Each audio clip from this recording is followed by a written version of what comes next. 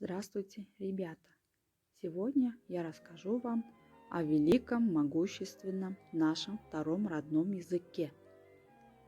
Зачем изучать русский язык? Материал приготовила учитель русского языка в Новомире, Чалдыварская школа-гимназия имени Доспамбета Батырбашиева. Самая большая ценность народа – его язык. Язык, на котором он пишет, говорит, думает. Лихачев. Посмотрите вокруг, и вы увидите много удивительных вещей, созданных разумом и руками человека. Радио, телефон, корабли, самолеты, ракеты. Но самое удивительное и мудрое, что создало человечество, это язык.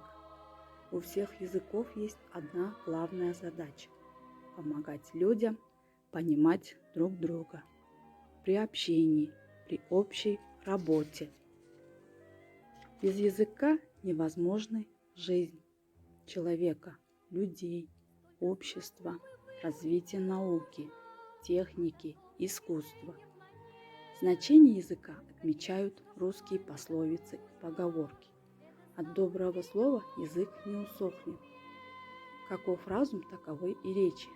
Ветер горы разрушает, а слово народы поднимает. Живое слово дороже мертвых. Учите русский годы грядут. С душой, с усердием, с умом. Вас ждет великая награда, и та награда в нем самом.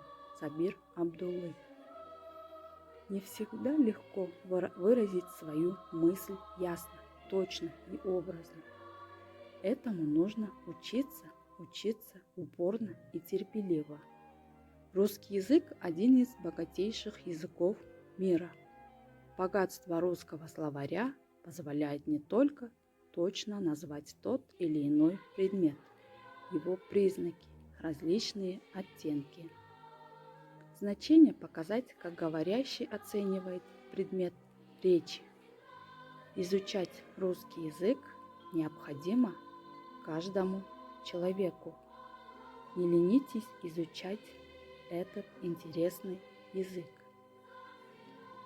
До новых встреч! Спасибо за внимание!